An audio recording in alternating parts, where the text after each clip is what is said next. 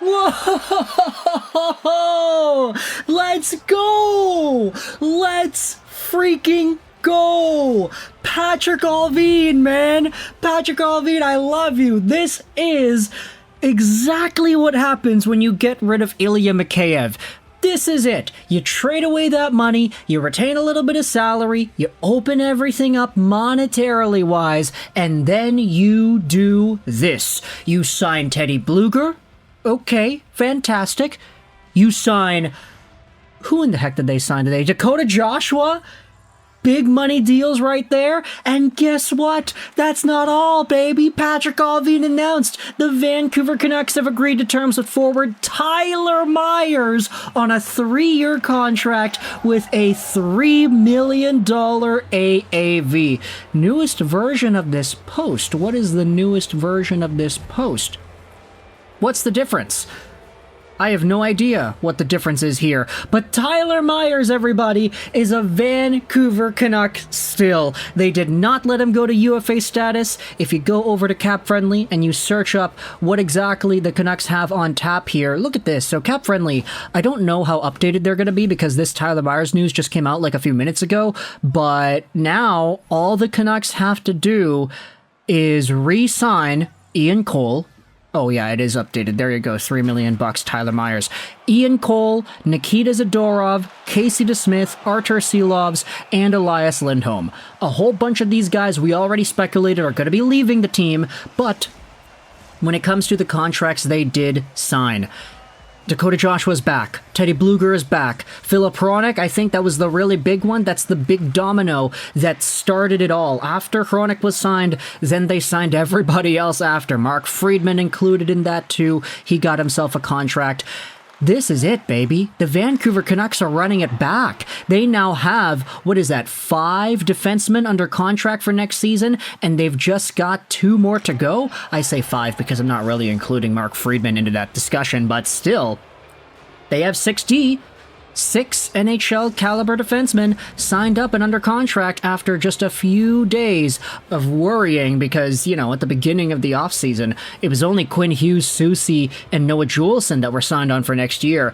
Patrick Allvin is wheeling and dealing, and with this, the Canucks have about $12 million in cap space remaining, which is pretty good, I'd say. $12 million to round out the rest of the forward core, bring back a guy, sign a Jake Gensel or something, and then who knows if they bring back a guy like Nikita Zadorov. That's the big question mark. Ian Cole, he's already going to leave. We already know that. DeSmith, he's already going to leave. We know that.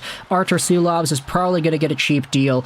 And then the Canucks have to add a big forward. So that's it, eh? Tyler Myers, $3 million. That's half of the AAV he was making earlier. Now, I do question how far 3 years is going to take Tyler Myers. He's 34 now. He will be 37 by the time the contract is over. But for a guy who has really started to play some solid hockey as of late, he had do I want to say this is a career year? No, it's not. Right, he had the 48-point season in his first NHL year. He had a Vancouver Canucks career year. 29 points in 77 games played for Tyler Myers, and 1 assist in 12 games in the playoffs. The 1 assist, we don't really care about that. He was fine. He was more than passable, more than okay in the postseason, in my opinion. Just the shutdown capability, the physicality, how he was able to get the puck out of his own zone. Tyler Myers came alive when it came to the Vancouver Canucks playoff run in 2023-2024. He didn't have the same offensive touch that Nikita Zadorov did, but these two guys played a very similar role, and they excelled tremendously on the back end in that respect. Tyler Myers, of course, one of the towers that the Vancouver Canucks had on their blue line with Zadorov and Carlsson Soucy. But heading into the next 3 years, at the very least, the contract is no longer $6 million AAV. $3 million is a lot more stomachable for Vancouver Canucks fans, and it makes the contract a lot easier to move around. If Tyler Myers sucks again, like, if he's terrible, there's always going to be a premium in the NHL for right-handed defensemen, especially big ones, especially ones that can hit. Tyler Myers, of course, is, I think, the tallest active NHL player right now, 6'8", 229, right-handed D. This is a very, very good contract, and I'd say that when it comes to the fan base's perception on Tyler Myers, at this time a year ago, everybody was freaking out saying, yeah, no, they just got 1 more year of this guy, and then he's gone. there you go, no more $6 million man.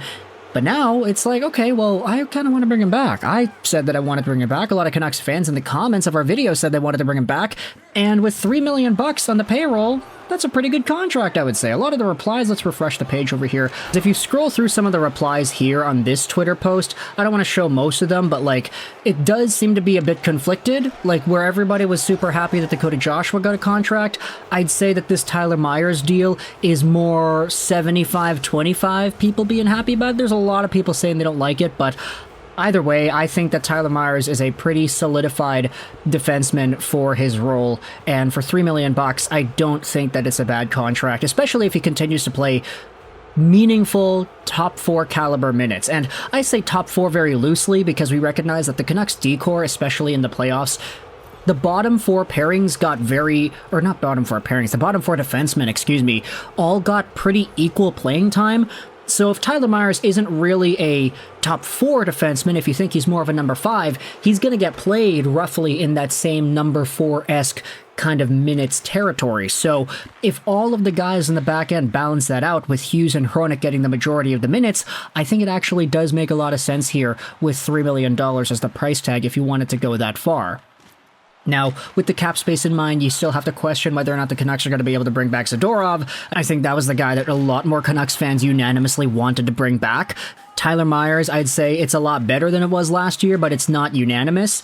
Either way, though, if we go over to AFP Analytics, an extra year and a touch below our AAV, but this is a solid deal for both the Canucks and Tyler Myers. So what AFP was saying Myers could have gotten if he was to be a free agent was 2 years, $3.1 million AAV on a contract. But the Canucks ended up giving him an extra year, but they reduced the AAV by about $170,000. So the total value of the contract is roughly $2-3 million apart, but the Vancouver Canucks ended up getting a pretty good player for a cap hit that was a tad lower than what he could have gone for on the free agent market. So let me know your thoughts in the comment section below about Tyler Myers getting re-signed by the Vancouver Canucks. The cap hit percentage is 3.42, which is a lot better than all the other cap hit percentages that we had seen out of top-ish defensemen in previous years. Dan Girardi, $3 million with the Lightning, Trevor Daley, 3.1 with the Red Wings, and then Dan Hamhuis. Big shout out over to Dan Hamhuis for making an appearance on this graphic over here. But let me know your thoughts in the comments as to whether or not you like this signing. I personally do. I love Tyler Myers now. It's kind of crazy. I'm kind of bipolar when it comes to hockey. Like, I'm not going to lie. The fact that I, out of everybody on this planet, have made such a 360 in terms of the perception and feelings towards Tyler Myers, that is mind-boggling. But I'm super happy about this deal. I question how it's going to age into the next few years, but for now, Tyler Myers can continuously be that guy in the playoffs. Let's just say 17 to 20 minutes a night in big games. He scores some points here and there, which is not really what you get him for, but if he's able to be that physical presence and breakout machine, I think that's a pretty good addition. Let me know your thoughts in the comment section below. I hope you enjoyed this video. And bye.